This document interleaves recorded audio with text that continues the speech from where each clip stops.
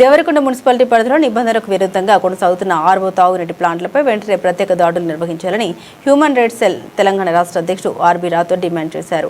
Municipality పరిధిలో సుమారు 40 RO ప్లాంట్లు పనిచేస్తున్నాయని, ఫ్లోరైడ్ ప్రభావిత ప్రాంతమైన దేవరకొండలో ప్రజలు ఈ ప్లాంట్లపైనే ఆధారపడుతున్నారని ఆయన పేర్కొన్నారు. అయితే అనేక ప్లాంట్లు ఎటువంటి చట్టబద్ధమైన అనుమతులు, లైసెన్స్ లేకుండా నీటి నాణ్యత పరీక్షలు చేపట్టకుండానే యథేచ్ఛగా కొనసాగుతున్నాయని ఆయన ఆరోపించారు.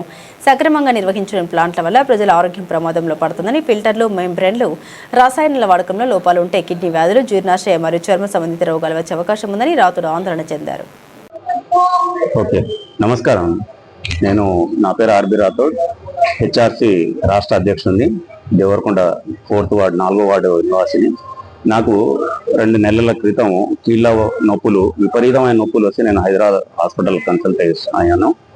డాక్టర్ గారు అన్ని పరీక్షలు నిర్వహించి మీరు తాగే వాటర్ ఏందని అడిగితే నేను మినరల్ వాటర్ తాగుతున్నాను సార్ అంటే, ఎప్పటి నుండి అంటే 2 నెలల నుండి అంటే ఇమ్మీడియట్గా దాన్ని మానేయండి, మీకు కీళ్ళ నొప్పులు అన్ని తగ్గిపోతాయని చెప్పారు. నేను దేవరకొండ మున్సిపల్ కమిషనర్ ఆఫీస్లో ఆర్టీఐ వేశాను. దేవరకొండ ఆర్ఓ ప్లాంట్లలో అసలు వాళ్ళకున్న పర్మిట్లు, అనుమతులు, వాళ్ళకున్న పర్మిషన్స్ ఏంటని తెలుసుకుందామని. కానీ నాకు వచ్చిన సమాచారం ఏంటంటే మా దగ్గర ఎటువంటి అనుమతులు కానీ వాళ్ళు తీసుకున్నట్టు రికార్డు లేదు. ఈవెన్ ట్రేడ్ లైసెన్స్ తీసుకున్న రికార్డు కూడా మా దగ్గర లేదు, అందుబాటులో లేదని చెప్పి నాకు సమాధానం చెప్పారు.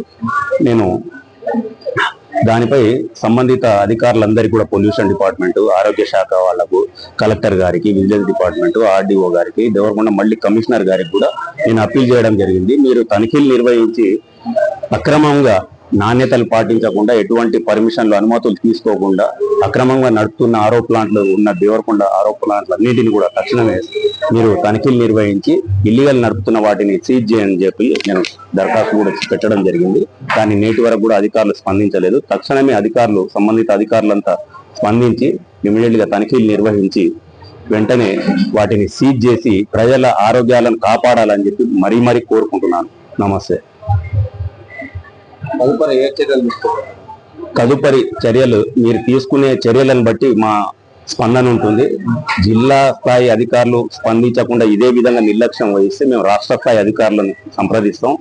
సంబంధిత శాఖలన్నిటిని కూడా మేము సందర్శిస్తాం. వాళ్ళకు అన్ని కూడా కంప్లైంట్లు చేస్తాం, ట్రిబ్యునల్కి వెళ్తాం, లోకాయుక్తకి వెళ్తాం, అధికారులను కూడా పార్టీలను చేసి పోరాటం చేసి మా హెచ్ఆర్సీ పరంగా మేము పోరాటం చేసి ప్రజలకు న్యాయం జరిగే వరకు పోరాటం ఆపమని చెప్పి మరి వెల్లడిస్తున్నాం.